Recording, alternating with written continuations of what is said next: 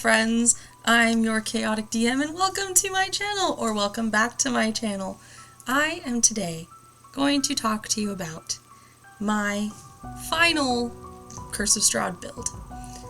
If you are one of my players, now would be the time for you to exit the video. You can come back and watch it later, like tomorrow after our game.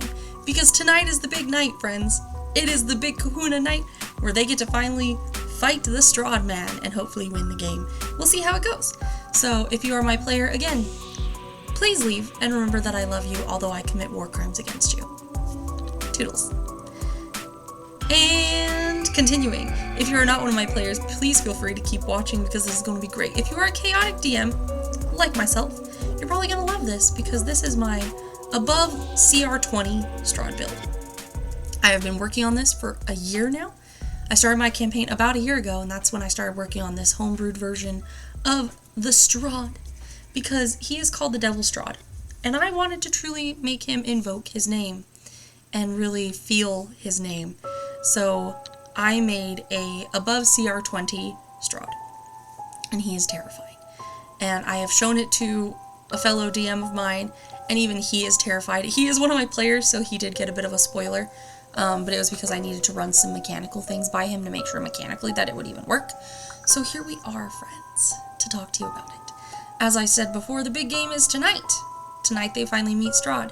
Now, ideally, when I built Strahd, he was supposed to be for like 8 level 20 players because I was going to combine my 2 games for the final battle and just have this big all-out brawl. That's not what happened because my other game fell apart. This game has had a lot of player issues, so my players are maybe level 10. I forgot what level they are. I think they're like level 10. So this did not go as planned. But that's okay. It's okay because my players get to go out in an absolute blaze of glory as I had intended from the beginning. Can they beat this Strahd? No. No, they can't. It is a TPK. I built it that way. Because I don't know. I mean, it might be that it doesn't end in a TPK. It really depends on how they play it. They might win. They might not. It's one of those situations where it could very well easily be a TPK because I made this build from scratch. He is a Barovian vampire, which can be found on D&D Beyond's homebrew, although I did mod it a bit to add my own flair and happiness to it. So no, my Strahd is not currently available on homebrew. It will be once the game is over because I do need to polish it a little bit, make sure that it fully works. That's why I'm running it tonight. So we'll see if it fully mechanically works, and then I'll put it on the homebrew. So if you're one of my fans, be on the lookout for Strahd God Mode in D&D Beyond's homebrew. Now, let's get into him. His character sheet is absolutely wild. I can post a link to it later down below, so I might do that, I might not. Keep an eye out for it. But he is a warlock wizard hybrid who is a vampire, which means there's a lot of moving parts to this character sheet. Like, his character sheet is absolutely insane. It's huge. He's got legendary actions, lair actions, and then he has mystic actions. Because, again, God mode. I wanted to make him as difficult to kill as possible. I also used the spell point variant instead of spell slots because I hate spell slots. If you know me, you know I despise spell slots. I think they're stupid. They nerf, they take away a player's ability to really love their casting. So I don't use that when I homebrew. And in fact, I will not be using it in my next campaign either. Because now that I'm comfortable with how D&D works, I'm comfortable with how spell points work. Because I was in a campaign where I used spell points, so I'm very comfortable with how they work and how they function and how they do things. And I've gotten to experience how much fun it is to have the freedom to cast whatever you want, whenever you need to, instead of being like, oh no, that's a 3rd level spell, now I don't have any more spell slots for 3rd level. And then you get just obliterated. No, now you can cast whatever you want, whenever you want to, because you have no boundaries. Now, if you are dealing with power gamers, spell points is a very bad idea, because I may or may not have done that, and my DM may or may not have hated me just a little bit, because I had insane spell points that I never used, because my cantrips were absolutely vile. So there's that. So if you're dealing with power gamers, probably don't use spell points, because you will hate your life. Anyway, I gave him spell points. He has an insane amount. He can cast 8 to 10 9th level spells without running out of spell points. So, but he only has 2 9th level spells, one of them being Finger of Death. Or no, Power Word Kill, pardon. He also has Finger of Death, but he has Power Word Kill. Now, if you know Power Word Kill, you know it is the ultimate trump card, because it literally states, if a creature has 100 hit points or less, they immediately die. There is no save, there is no way to avoid it unless you can counterspell it. And at that point, you are fighting a 9th level counterspell, which we all know how that goes. It doesn't go unless you roll insanely high. And you have insanely high, whatever the save is, to beat it. It's wild. So it is basically an unbeatable spell. Why did I give Strahd this? Because he is a god. Of course he would have an unbeatable spell where he can just ba-doop and bloop you out of existence. So of course he has that, which I'm very excited for. Because it could be very useful if things get a little messy and there's I need to create a certain level of urgency. Now, will I probably use it on my players? No, but I'll probably use it on the NPCs that I've crafted, because I have crafted at least 7 NPCs to be their companions in this final fight, to give them a little helpity-welpity, because they're gonna die. So will I use it on my NPCs? 100% I will use it to kill my NPCs. Because as much as I love my NPCs, they are disposable. My players are not disposable to me. So Power Word Kill I mostly reserved for creating a sense of how dire the situation is by just blooping an NPC off the map. Because no one has Revivify. I have a cleric! He can't revive anybody. So it is very high stakes. They will die. So I'm very excited for this game. The character sheet is wild. His spell list I pulled from wizard spells, warlock spells, and homebrew spells, because I have become a homebrewing monster. You can ask my players. I homebrew basically everything at this point. My whole campaign itself is homebrewed. I am writing a book, if I didn't mention earlier. I am going to be writing a book. Actually, I'm already writing it. It's in the process of writing.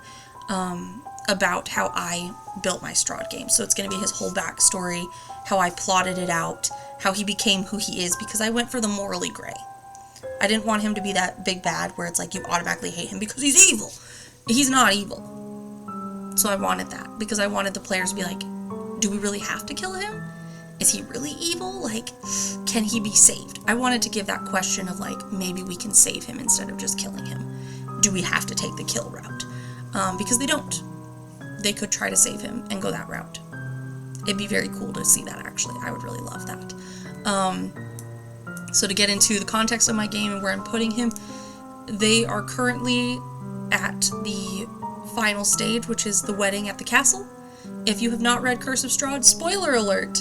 Strahd marries, or tries to marry someone. Now, this is also something I tweaked, because Arena is basically the reincarnation of his dead lover. So that's fun, which is why I will get into... I also homebrewed an Arena character sheet. And her character sheet's pretty wild, too. But I homebrewed her. It's cool. Keep an eye out. But anyway, he's getting ready to marry her. They're at the wedding festivities. They've been at the party, kind of doing things. Now, I've been trying to the whole time they've been at the party be like, hey, maybe you should go down to the dungeons to get that, that sun sword that Madame Ava told you was in the castle. They're like, she didn't say that. I'm like, children.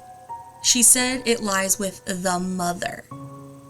Where do royalty bury their family members? In the catacombs under the castle. Go to the catacombs. I even told them last game, I straight up was like, go to the catacombs, go get the sun sword, because if you don't, you're screwed. And they were like, well, I don't really want to go to the catacombs because you're just trying to trap us. I'm like, yes and no. Yes, I'm trying to trap you because there's encounters down there, but those encounters will get you level up so you can at least have a better chance. And they don't seem to comprehend when I tell them things. But anywho, I'm trying to keep this video condensed, so I'm a little rambly, because I'm trying to keep it condensed, because I know how people get really bored listening to the ramblings of me, especially. So if you want my Strahd build, I will be publishing it on D&D Beyond's Homebrew in the next month.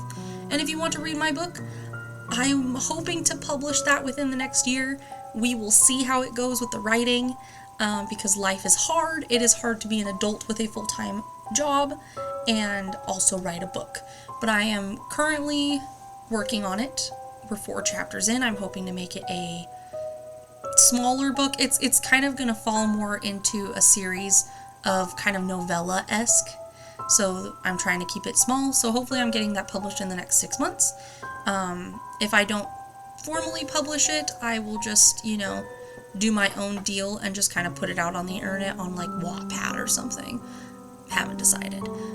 So keep an eye out for that in the next 6 months. Keep an eye out for all my homebrew madness, because as a chaotic DM, I feel like it is my job to create homebrew monstrosities for everyone else to abuse their players with. Lovingly. We lovingly abuse our players because we love our players. Without players, we would not be DMs, and without DMs, we would not be players. So please respect and love your DMs and your players, but also feel free to abuse them some, because if you got into a Strahd campaign, you're asking to be abused and traumatized and hated upon, because that's just the nature of Strahd. If you have not run a Strahd campaign or played in a Strahd campaign, I would advise you to. If you are a horror fan, do it, because it's super fun. It lets you unleash all the spooky energy and be super creepy. It's perfect for one-shots coming into spooky season. If you want some ideas on one-shots, I have made about 50 of them. So please feel free to contact me in the comments down below. If you would like some one-shot ideas, I can make videos on that. Very good for Halloween. Strahd is the perfect Halloween one-shot. Anything out of Strahd, perfect Halloween one-shot. I believe I might have made a video on the Death House. If I haven't, let me know if that's something you guys want. I will make a video on how I ran Death House and fixed it, but I think I already did. If you want more in-depth on other adventures that you can take your players on this Halloween season, please ask. Let me know. I'd be more than willing to share my lovely knowledge with you of my homebrewed madness. If you like this video, please hit the like button. If you want to keep updated on what I'm doing, hit that bell. Show you every time I post a video. And as always, if you like my videos, please subscribe. Help my channel out. Help me grow. Help me get to a bigger audience, because I would love to share everything with the D&D world and all you other chaotic gremlins. So until next time, this is your Chaotic DM, signing off.